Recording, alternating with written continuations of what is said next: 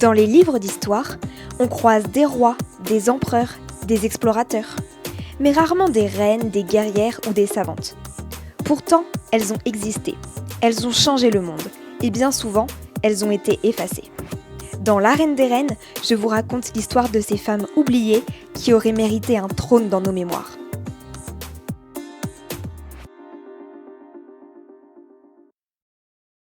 Avant de commencer, un petit mot. Cela fait presque un mois que La Reine des Reines est silencieuse. Pas parce que les reines de l'histoire avaient disparu, rassurez-vous, mais parce que, de mon côté, il y avait un autre défi majeur à relever. Un défi de taille. Les révisions et le passage du bac. Bon, ceci étant dit, alors, installez-vous. Aujourd'hui, pour ce retour, je voulais vous raconter l'histoire d'une femme qui a passé sa vie à observer les autres. Et je ne parle pas des surveillants du bac.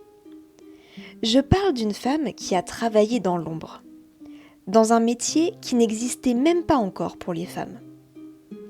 Cette femme, c'est Kate Warren, la première femme détective des États-Unis. Et sans elle, l'histoire américaine aurait peut-être pris un tournant très différent. Parce qu'en 1961, quelques semaines avant le début de la guerre de sécession, Kate Warren participe à une opération secrète qui pourrait bien avoir sauvé la vie d'un futur président, Abraham Lincoln. Bienvenue dans l'histoire d'une femme qui a fait de l'observation une arme et du déguisement un art. L'un des aspects les plus frustrants lorsque l'on travaille sur Kate Warren, c'est que l'on sait finalement assez peu de choses de son enfance.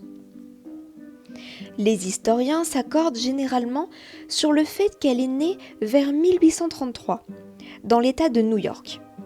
Mais les archives sont incomplètes, donc prenez bien ces informations avec des pincettes. Mais d'une certaine manière, cela lui ressemble. Après tout, les espions et les détectives laissent rarement beaucoup de traces derrière eux. Ce que l'on sait, en revanche, c'est qu'au milieu des années 1850, elle est veuve et cherche du travail. Or, à cette époque, les possibilités pour une femme sont extrêmement limitées. Elle aurait pu devenir enseignante, couturière ou domestique. La liste est courte et elle ne fait clairement pas rêver Kate. Alors, elle a une autre idée. En 1856, elle pousse la porte de l'agence de détective la plus célèbre des États-Unis, la Pinkerton National Detective Agency. Face à elle se trouve son fondateur, Alan Pinkerton. Et elle lui annonce qu'elle veut devenir détective. Imaginez la scène, nous sommes en 1856. Une femme entre dans un bureau rempli d'hommes et demande un poste qui n'existe même pas encore pour les femmes. Aujourd'hui encore, cela attirerait quelques regards. Et à l'époque, ça devait ressembler à une plaisanterie.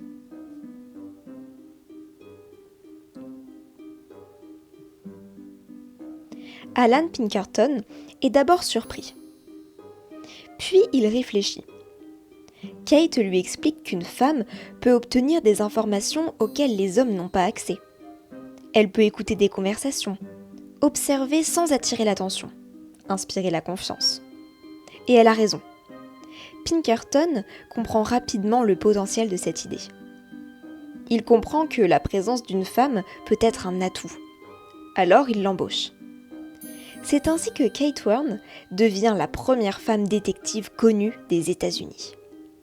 Pas la première femme à enquêter, pas la première femme à observer, mais la première à être officiellement recrutée comme détective professionnelle.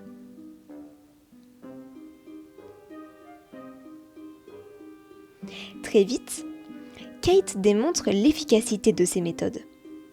Elle infiltre des cercles sociaux, elle se déguise et recueille de nombreuses informations. Et surtout, elle utilise un avantage considérable. En effet, personne ne la soupçonne. Dans l'Amérique du 19e siècle, beaucoup d'hommes considèrent encore que les femmes ne s'intéressent ni à la politique, ni aux affaires. Résultat, il parle librement devant elle. Une erreur que Kate transforme en spécialité professionnelle.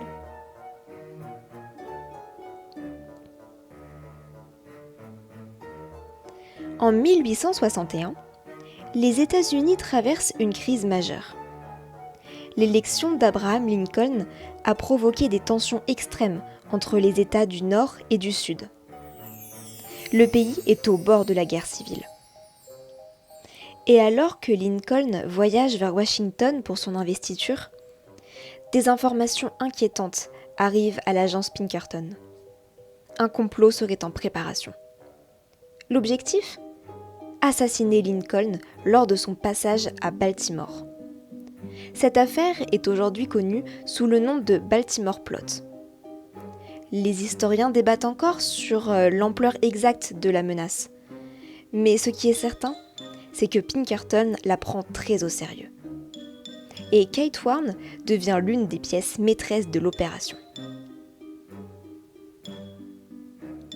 Kate est envoyée à Baltimore. Sa mission ? Recueillir des informations. Elle fréquente donc les hôtels, observe les réunions et écoute les conversations. Elle contribue à confirmer l'existence d'un risque réel. La vie du président est en danger. Une décision est donc prise. Lincoln devra voyager discrètement jusqu'à Washington. Et Kate participe directement à cette mission. Selon les récits de Pinkerton, elle accompagne Lincoln pendant le trajet et aide à organiser son déplacement sous couverture. L'opération est un succès et Lincoln arrive sain et sauf à Washington. Quelques semaines plus tard, la guerre de sécession éclate. Bien sûr, les historiens discutent encore de nombreux détails de cette affaire. Mais une chose est indiscutable.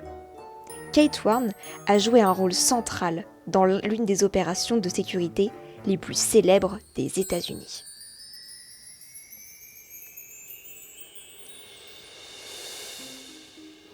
Après ce succès, Kate continue à travailler pour Pinkerton. Elle dirige même un bureau spécialisé composé de femmes enquêtrices. Une innovation extraordinaire pour l'époque. Elle forme d'autres agentes et coordonne des opérations. Mais bien loin de passer ses journées derrière son bureau, elle participe aussi aux enquêtes les plus complexes.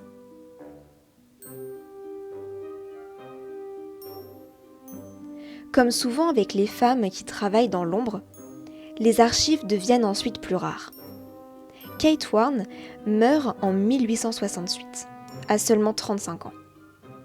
Les circonstances exactes de la maladie ayant causé son décès restent mal connues. Mais sa disparition affecte profondément Alan Pinkerton. Selon plusieurs témoignages, il l'a considérée comme l'une de ses meilleures agentes. Elle est enterrée dans la parcelle familiale des Pinkerton, à Washington. Un honneur particulièrement rare.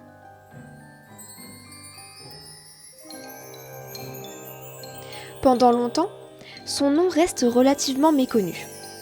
Les films, les romans et les séries préfèrent souvent raconter les exploits de détectives masculins. Pourtant, de nombreuses méthodes modernes d'infiltration et de renseignement trouvent leurs racines dans le travail qu'elle a contribué à populariser. Aujourd'hui, les historiens reconnaissent son rôle pionnier. Et lorsqu'on parle des premières femmes à avoir brisé les barrières professionnelles aux États-Unis, son nom revient de plus en plus souvent. Mais alors, pourquoi Kate Warne mérite sa place dans l'arène des reines ? Parce qu'elle a osé demander un emploi que personne n'imaginait confier à une femme. Parce qu'elle a transformé les préjugés de son époque en avantages stratégiques. Et parce qu'elle nous rappelle une chose importante. Les grandes révolutions ne commencent pas toujours sur un champ de bataille. Parfois, elles commencent lorsqu'une personne franchit une porte et refuse d'entendre le mot « impossible ».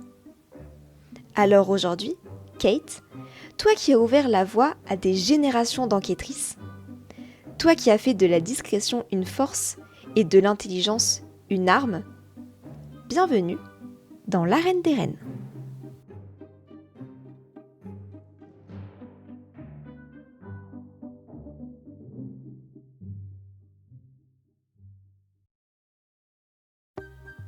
Merci d'avoir écouté cet épisode. Si cette histoire vous a intéressé et que le podcast vous plaît, partagez-le autour de vous. N'hésitez pas également à me laisser 5 étoiles sur votre plateforme d'écoute préférée, ainsi qu'un petit commentaire. À très bientôt pour un prochain épisode.